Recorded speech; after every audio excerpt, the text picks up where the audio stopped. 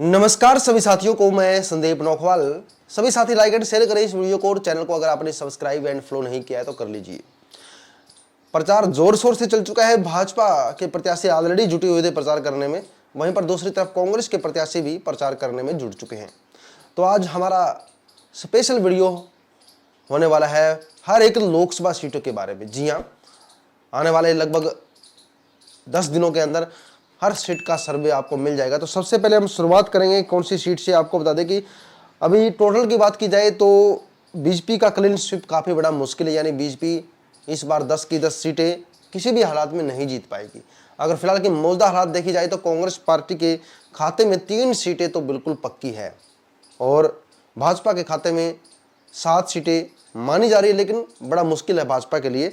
इसके लिए देखते हैं कि क्या स्ट्रेटेजी भाजपा नहीं अपनाती है। वहीं पर आपको बता दें कि ओम प्रकाश चौटाला की पार्टी इनेलो भी मैदान में है, दुष्यंत चौटाला जी की पार्टी जेजेपी भी मैदान में है।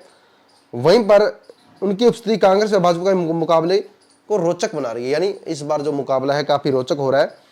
वहीं पर आपको बता दें कि हरियाणा के अंदर जो इशू है जिसको लेकर काफ़ी चर्चा हो रही है, जिसको लेकर लगातार भाजपा का भी विरोध किया जा रहा है, वो इशू बता देता हूँ। बढ़ती बेरोजगारी, महंगाई, शहरी इलाकों में प्रॉपर्टी आईडी से लोग संतुष्ट नहीं है। पोर्टल सिस्टम यानी ऑनलाइन होने के कारण भी लोग थोड़ा नाराज है, फैमिली आईडी वगैरह से। महिला पहलवानों के साथ जो हुआ उसके कारण भी लोग नाराज हैं। खराब फसलों का मुआवजा किसानों को नहीं मिला। सरकारी भर्तियों के श्रेय नहीं चढ़ पाना, ये 10 साल में कोई भी बड़ा प्रोजेक्ट हरियाणा को नहीं मिला, इस कारण लोग नाराज है। और कांग्रेस पार्टी का प्रदर्शन काफ़ी अच्छा है, लेकिन थोड़ा सा गुटबाजी के कारण कांग्रेस पार्टी को थोड़ा बहुत नुकसान हो सकता है। और वहीं पर आपको बता दें कि भाजपा के सीएम नायब सिंह सैनी है और प्रो सीएम भूपेंद्र सिंह हुड्डा। भाजपा की कमजोर कड़ी आपको बता दें कि 10 साल की एंटी इनकैम्पसी, जाट किसानों की नाराजगी, चुनाव से ठीक पहले सीएम का चेहरा बदलना भाजपा के लिए काफ़ी बड़ा इशू बन सकता है। और कांग्रेस का माइनस पॉइंट यही है कि गुटबाजी चल रही कांग्रेस में, कमजोर कैडर है, थोड़ा सा संगठन नहीं है और हुड्डा पर ही सारी दावेदारी है। प्लस पॉइंट की बात की जाए तो पीएम मोदी के चेहरे पर चुनाव लड़ रहे हैं राम मंदिर का बड़ा इशू देखा जा सकता है, ये काफ़ी प्लस पॉइंट बीजेपी का है। पार्टी का मजबूत कैडर है।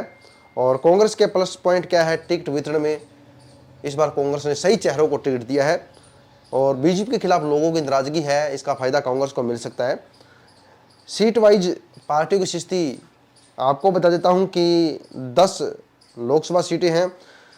बात करते हैं, सबसे पहले मैं जिस सीट की बात करता हूं वो सीट हरियाणा का दिल कहे जाने वाली सीट की ही चर्चा करूंगा।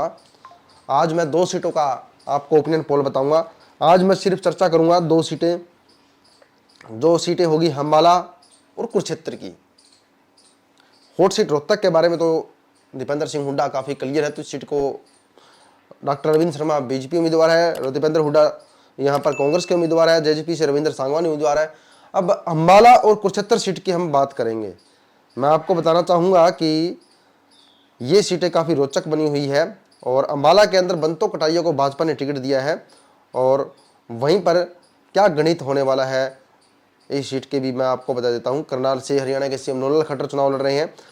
अंबाला सीट का थोड़ा सा निचोड़ मैं आपको दे देता हूँ। आज मैं सिर्फ अंबाला सीट के बारे में चर्चा करूँगा, दूसरी सीट के बारे में चर्चा करूँगा, वो भी आपको बता दूंगा। तो सबसे पहले मैं चर्चा करता हूँ अंबाला लोकसभा सीट के बारे में। क्या गणित है, अभी मौजूदा प्रत्याशी वरुण मुलाना कांग्रेस से है, बंतो कटारिया बीजेपी से है, गुरप्रीत सिंह आईएनएलडी से है और डॉक्टर किरण पुनिया जेजेपी से है।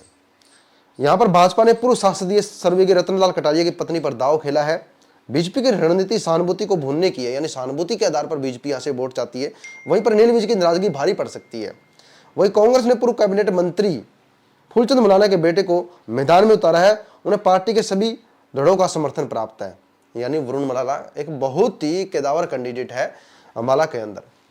और पिछले 3 चुनाव का रिजल्ट देखा जाए तो कुमारी शैलजा 2019 में यहाँ से सांसद रही है और 2014 और 19 में रतनलाल कटारिया है, यानी 2 बार यहाँ पर रतनलाल कटारिया सांसद बन चुके हैं। अब फिर से बंतो कटारिया को टिकट दिया गया, तो एक तरह से परिवारवाद के कारण लोगों की रुचि नहीं बन पा रही है भाजपा के अंदर। इसी कारण वरुण मुलाना यहाँ से आगे निकल सकते हैं। और दूसरी, अनिल विज की नाराजगी से भाजपा को काफ़ी नुकसान यहाँ पर हो सकता है। वहीं पर सीएम नायब सिंह सैनी के कैबिनेट में भी उन्हें शामिल नहीं किया गया है।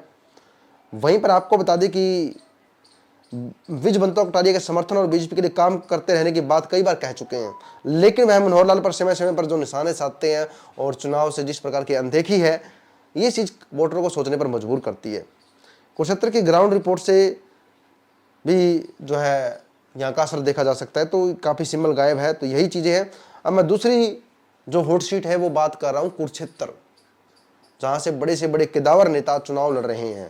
कुरुक्षेत्र की बात की जाए तो यहाँ पर इंडियन अलायंस के उम्मीदवार सुशील गुप्ता है, जिसकी पूरी बागडोर कांग्रेस पर टिकी हुई है। बीजेपी के ने कांग्रेस के पूर्व सांसद जो कांग्रेस छोड़कर भाजपा में शामिल हुए नवीन जिंदल को टिकट दिया है। ओम प्रकाश चौटाला की पार्टी इनेलो से या खुद अभय सिंह चौटाला ताल ठोक चुके हैं और कुरुक्षेत्र लोकसभा सीट के तहत आने वाले इलाकों में ज्यादातर वोटर ग्रामीण है, इसलिए अरबपति नवीन जिंदल मंडियों में गेहूं की बोरियां उठाते हुए दिखाई दे रहे हैं। और जेजेपी ने यहाँ पर पालाराम सैनी को टिकट दिया है। वहीं पर हरियाणा के जीटी रोड बेल्ट में प्रदर्शनकारियों को गढ़ कुरुक्षेत्र से सटा इलाका ही रहा है। बाकी नेता गुरनाम सिंह चटूनी के गुट का सबसे ज्यादा प्रभाव इसी इलाके में है। इनेलो नेता अभय चौटाला यहाँ पर ग्रामीण खासकर जाट वोट बैंक में जितनी ज्यादा सेंध लगाएंगे उतना ही बीजेपी को फायदा मिल सकता है। अभय चौटाला सिर्फ यहाँ पर नुकसान पहुंचाएंगे कांग्रेस पार्टी को, तो इसका डायरेक्टली फायदा नवीन जिंदल को मिलेगा। समीकरण क्या कहते हैं यहाँ पर बात की जाए तो समीकरण टिकट तो आपको बता सकते हैं कि सुशील गुप्ता और नवीन जिंदल है। इन्होंने खुद अभय चौटाला को मैदान में उतारा है।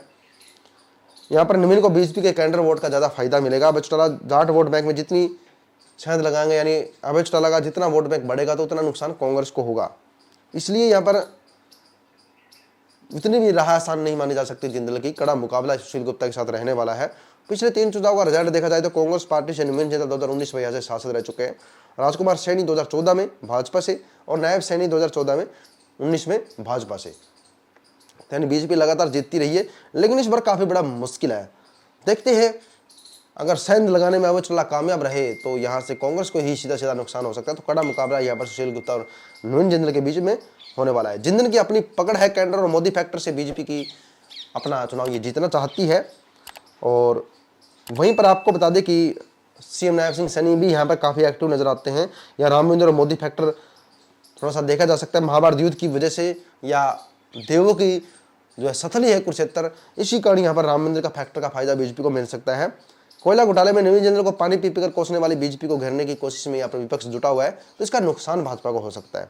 गुप्ता का प्रदर्शन कांग्रेस के वोट बैंक पर निर्भर है, कांग्रेस के नेता कितना सपोर्ट करते हैं, क्योंकि सीएम अरविंद केजरीवाल के जेल में डालने का मुद्दा सहानुभूति के आधार पर यहाँ पर यूज किया जा रहा है, तो इसका फायदा सुशील गुप्ता को मिल सकता है। अब जनता देखते हैं कि किन फैक्टर पर वोट करने वाली है। तो आज अम्बाला कुरुक्षेत्र का निचोड़ मैंने आपको दे दिया है कि दोनों ही सीटों पर भाजपा का जीतना बड़ा मुश्किल है, कांटे की टक्कर चल रही है। अगर यहाँ पर थोड़ा सा भी कांग्रेस के नेता अगर कोशिश करे तो दोनों ही सीट कांग्रेस अपने हाथ में ले सकती है। इसके बारे में आपका क्या कहना है कमेंट करके बताएं। बने रहिएगा अचविन 24 न्यूज के साथ। मैं संदीप नौखवाल, आप देख रहे हैं अचविन 24 न्यूज।